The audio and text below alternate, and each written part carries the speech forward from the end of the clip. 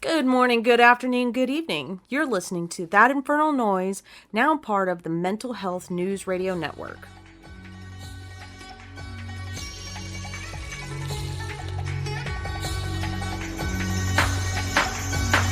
Devil, not no more for these, you call me Ichigo. Now I let my aura grow as I pull my Zanpakuto. Let me introduce you, his name is Sangetsu. Well, he will only live if and when we let you.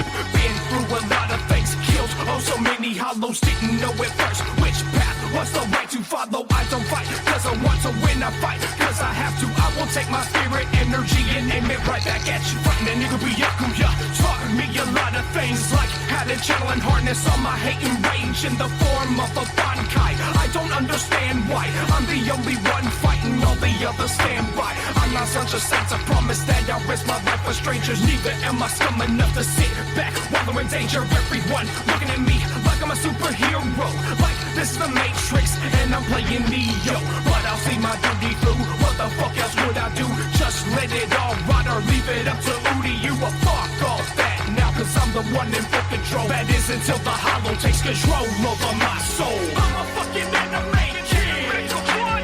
I'm a fucking anime kid. Make a what? I'm a fucking anime kid. Make a what? I'm a fucking anime kid. Make a what? I'm a fucking anime kid. Make a what? I'm a fucking anime kid. Make a what? I'm a fucking anime kid. Make a what? And if you don't like it, shut the motherfucker up. Welcome back to That Infernal Noise. I am Robert. Thank you to everybody who's been listening, sharing, subscribing, anything and everything. Like, I appreciate you guys, for real. And if this is your first time here, welcome. This is my personal diary, I guess, of my mental health journey and the things that pop into my head or whatever. It's called That Infernal Noise because that's what I call the negative in my head, the noise. Today, I want to talk about my generation. My generation, the 30-somethings, the 80s and 90s kids. We were raised by people that were ill-equipped, or let me rephrase that. The majority of us were raised by people that were ill-equipped to raise people like us. Our generation is the counterculture. You know, we were the tail end of the punks. We're the metalheads. We're the rap kids. You know, we're the last of the latchkey. Like, there was so much anger and so much angst and anxiety put into just the music that we listened to. And then that was the 80s and 90s were the boom of horror, and that was very dark. And, you know, a lot of us had problems differentiating between fantasy and reality. And we didn't know how to explain that. And the people that raised us didn't have the, I don't want to say intelligence, but they didn't have the ability to see exactly how to parent us, if that makes sense. For me, it was a little bit different because I was mainly raised by my grandparents, so they're even a generation back from what I'm talking about. So that created a bigger divide because I was an angry child. Well, okay, not child. I was an angry teen. Kid, from what I've heard, I was pretty chill. Pretty calm and been told well-spoken. I don't know. I barely remember it. But as a teenager, I started finding things that were more like me.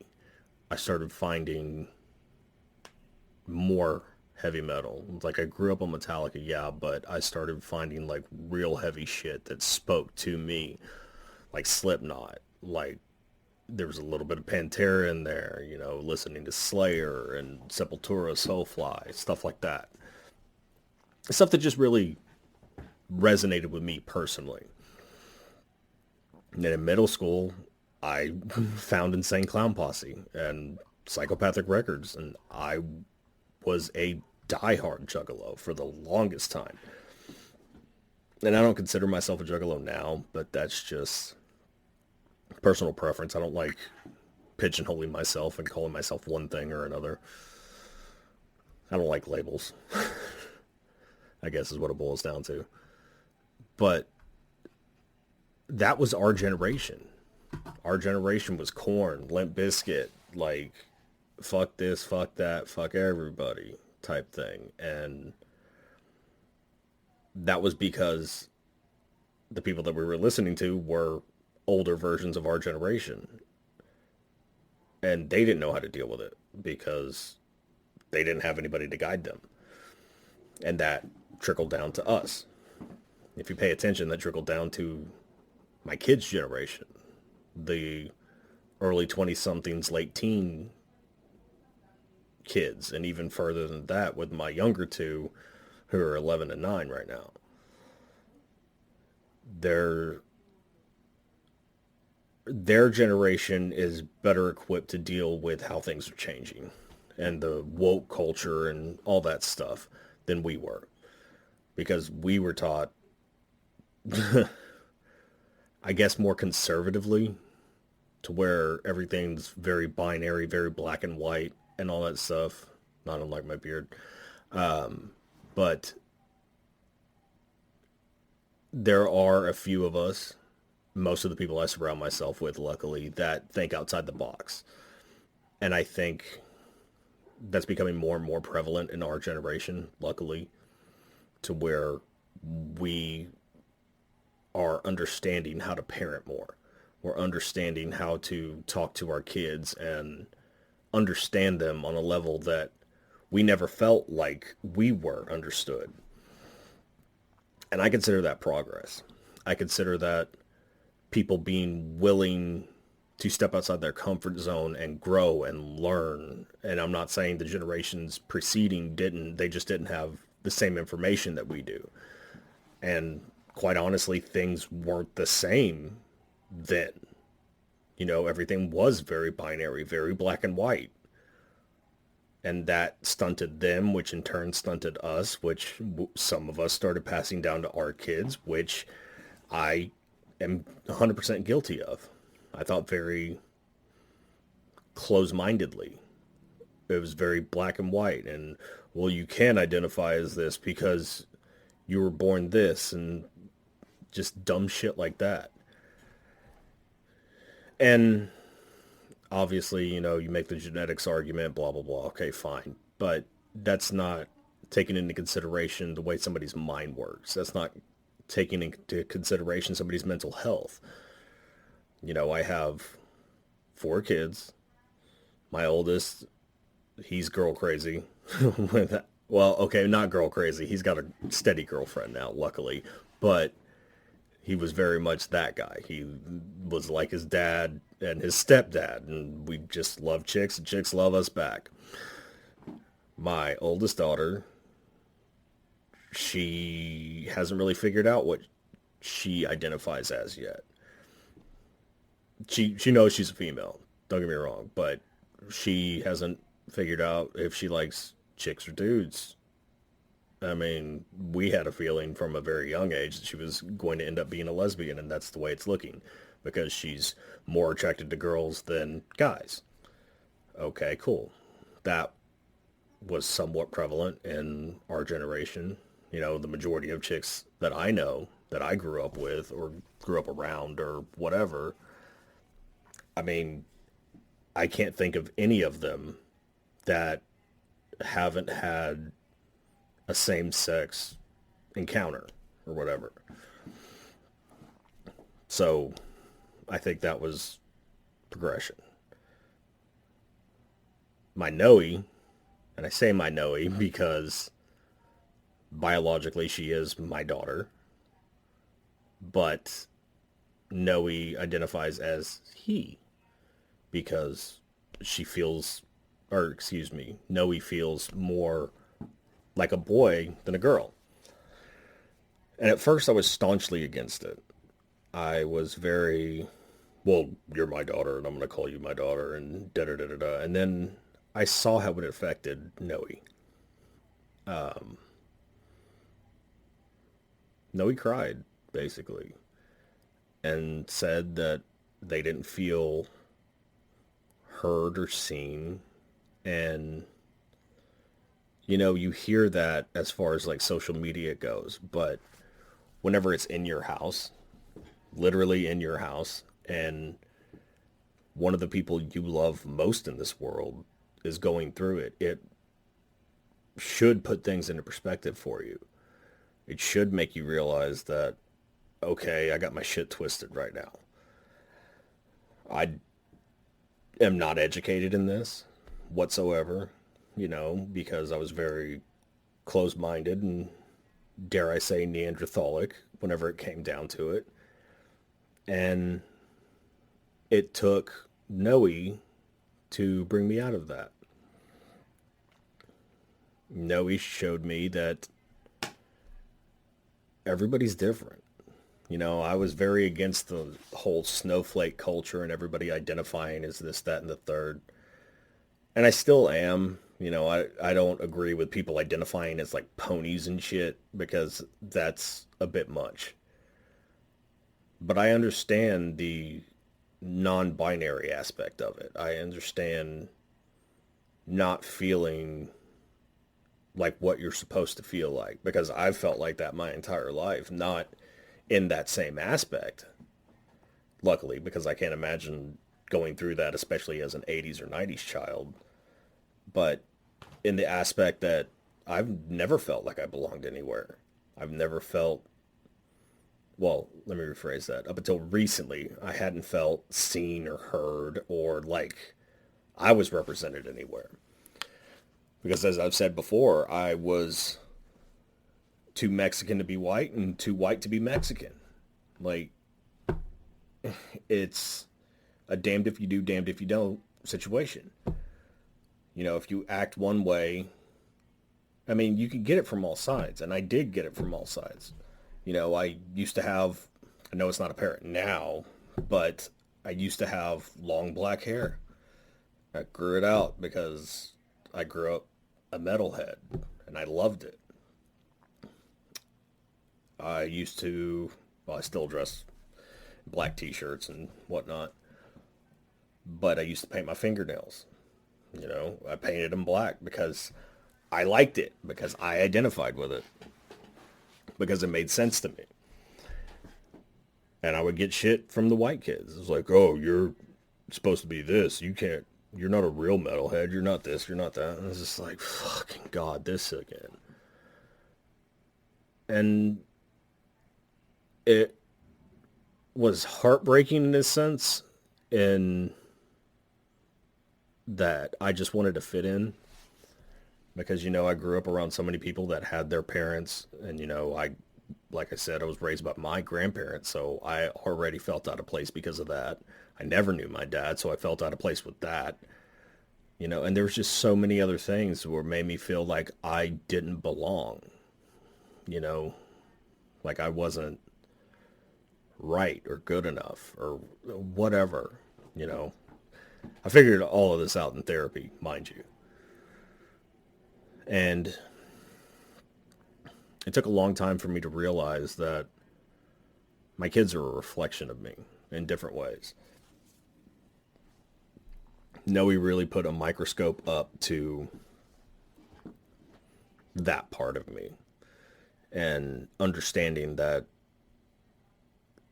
it's okay to be different. It's okay to not fit into the binary world that everybody tries to put us in. Because I've never fit into the binary world. I mean, from a archetypal emotional sense, I've always been called the bitch. Like, dude, you act so much like a chick. Da da da da. And admittedly, it did bother me for a very long time because, as a dude, you're supposed to be strong and the Rock and all that stuff. And I pretended to be just that for a very long time. And I realized as I got older and as I started therapy and all that, that that's not me. me is the strong, dependable rock and the one that people can lean on and depend on, for sure. I'll give my all to the people I care about. However, there is also another side to me, which is why I always say I'm a dichotomy. And the other side of me loves hard. Like, I enjoy telling people how much I care about them. I enjoy expressing myself in this manner in just normal conversation. Just like, yo, dude, like, I really appreciate you. I'm really proud of you. I try to make it a point to say things like that more often now. Because as we get older, like, we don't know how much time we have left. And that realization hit me a couple of years ago with one of my friends passing away. Way too young. And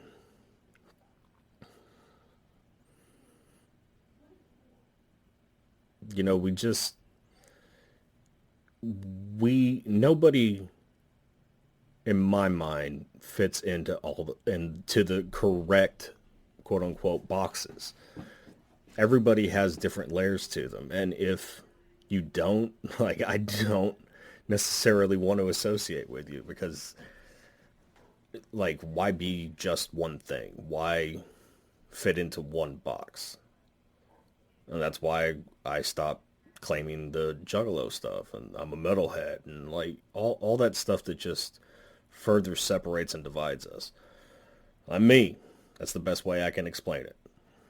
Like, I'm Robert. And for a long time, I didn't even want to be that. I created an alternate persona that was everything that I wasn't, if that makes sense. Is everything that I wanted to be. I was the cocky, arrogant, fucking ladies' man, whatever. And yeah, I never really had a problem talking to girls, but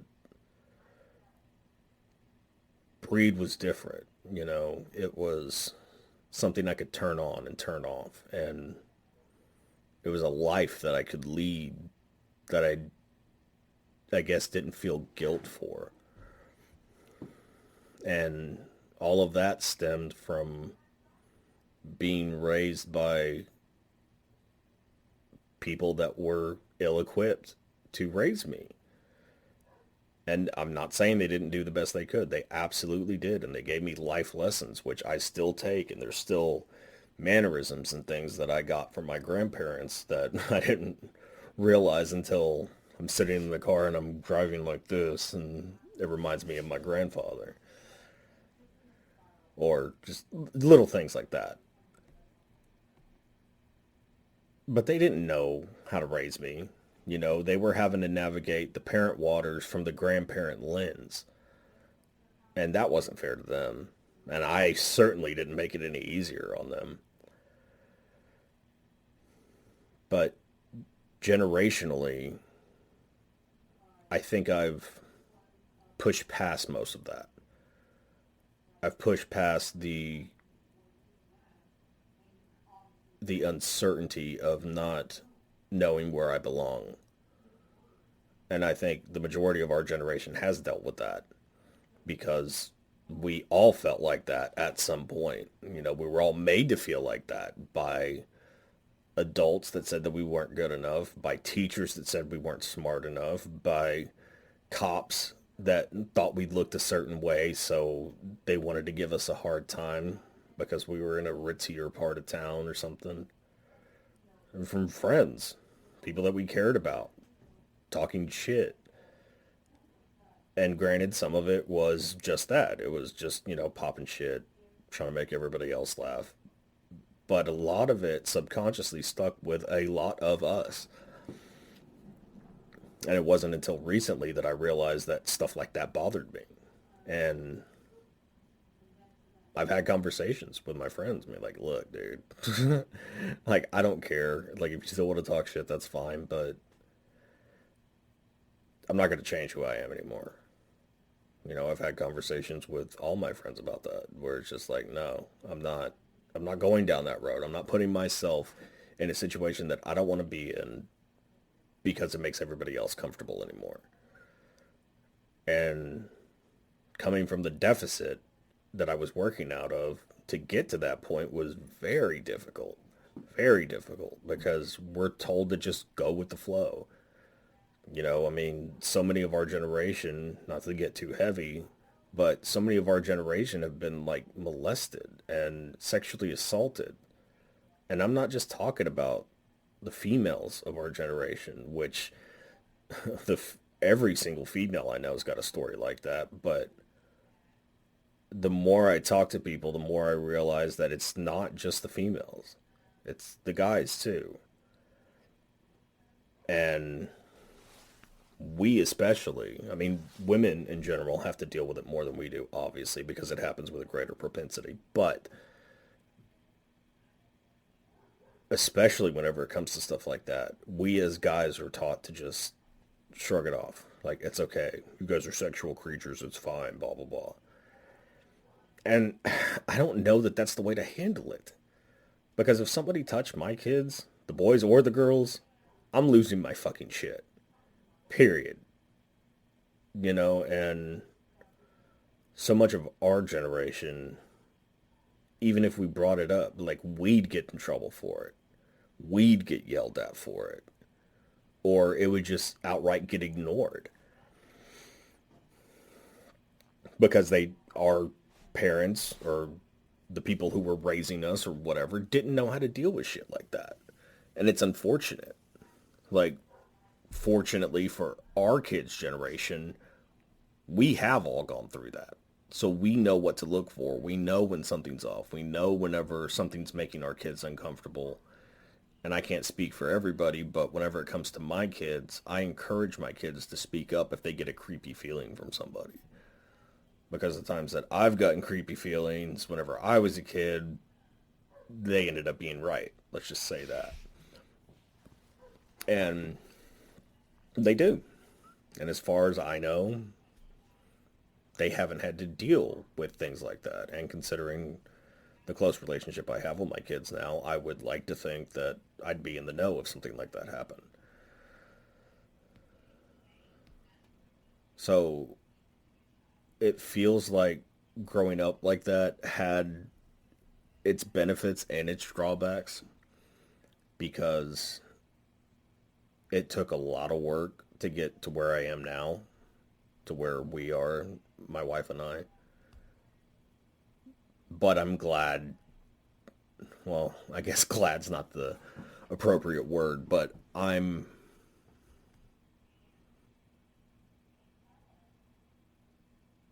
guess, oh, fuck it. I guess glad's the only word. I'm glad that I went through it in the aspect that I know what to look for. I know how to parent that. I know what I needed, what I didn't get, and I know how to correct it going forward, to where hopefully if this culture is still as fucked up as it is now, my kids will be able to parent it even better than I possibly could. And slowly but surely things like that will get weeded out. And I know that's a heavy topic, but it goes for everything. It's like, hopefully, because I'm understanding with my children and empathetic to where they're coming from and how they identify, that whenever they go to have children, or if they adopt, or even if they just come across people in general, that they're more understanding and more accepting of people that they normally wouldn't have been otherwise. You know, the jury's still out on Logan, because it seems like each one gets more complicated as time goes on. Because honestly, I don't think he'll give a shit. Like, just, that's another thing. But I'm happy to be in the place that I am. I'm happy to have an avenue to be able to share stuff like this. And if nothing else, it gives my kids something to look back toward if I'm gone one day. well, not if, when I'm gone one day, they can look back and they can see the type of person that their father really was. Not the hard ass that I have to be, or the disciplinarian, or the one that's constantly telling them to get ready, come on, we gotta go, da da da da da, and keeping them on track and on schedule, but the real person that I am. And the older two have gotten to see a lot more of that than my younger two, because I'm still having to actively parent them and develop them. My older two, they're fucked either way. Like they have their personalities, they have their things, and I'm there to drop little nuggets here and there as far as their relationship with me goes now.